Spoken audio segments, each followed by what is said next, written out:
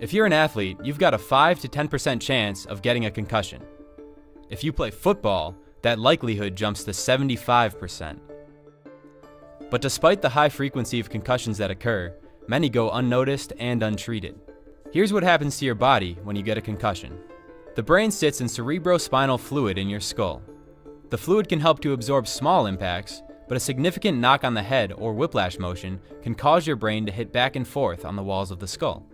The impact of the brain sloshing around can strain and damage fragile brain tissue, and, in more serious cases, cause bruising and bleeding, referred to as contusions and hematomas.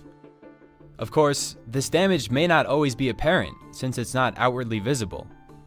And many people who experience concussions never lose consciousness or exhibit any other obvious signs of brain injury.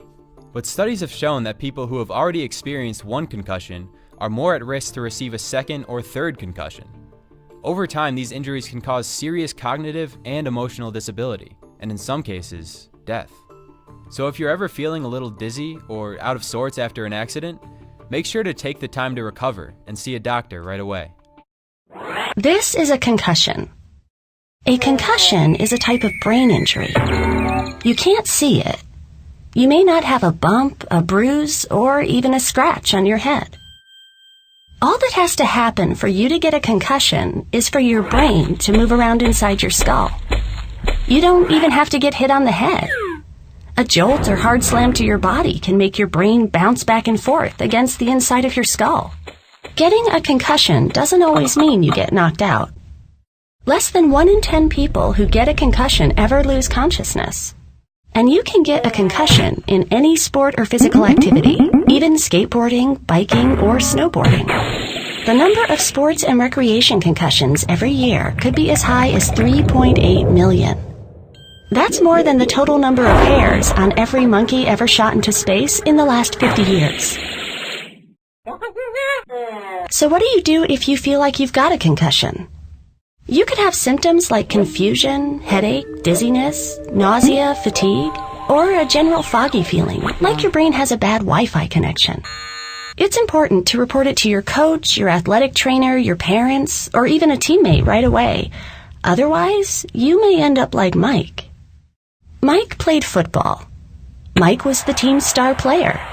But after he got a concussion, he continued to play as if he was okay. Bad idea. Since then, things got kind of funny. You thought he was fine, but Mike started having headaches and had a hard time doing the things he used to do, like playing video games. Mike should have told his coach, athletic trainer, or parent and got himself out of the game right away.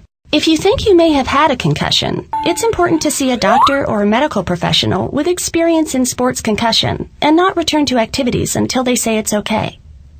Your brain needs to rest in order to heal.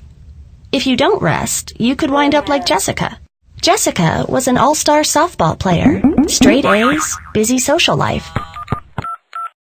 In her last game, Jessica slid head first into home plate, and her coach took her out of the game because she thought she got a concussion.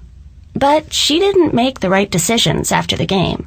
She didn't get checked out by a healthcare professional, tell her parents about her symptoms, or take the time to rest her mind and her body. Pretty soon, things got weird for her too. Her social life suffered and she started to forget things, like her date with her boyfriend. So if you don't recognize a concussion, report the symptoms, and take the time to rest, you could miss out on a lot in school, in sports, and in your social life. Concussions can make you moody, too.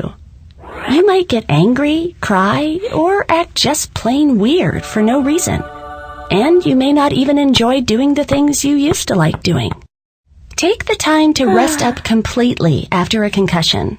That may mean no driving, TV, internet, texting, or video games. It's not fun, but it will get you better faster. So, if you think you might have a concussion, remember to 1. Recognize. Know the symptoms and signs of concussion for yourself and your teammates. 2. Report. Tell your coach, athletic trainer, or parents about your symptoms. Get out of the game. Staying in could make it worse for you and your team. And 3. Rest. That means taking time off from sports, your usual activities, and maybe even schoolwork until your doctor or other medical professional says it's okay. But don't worry. Your teammates will step up while you're out, and your teachers can help you.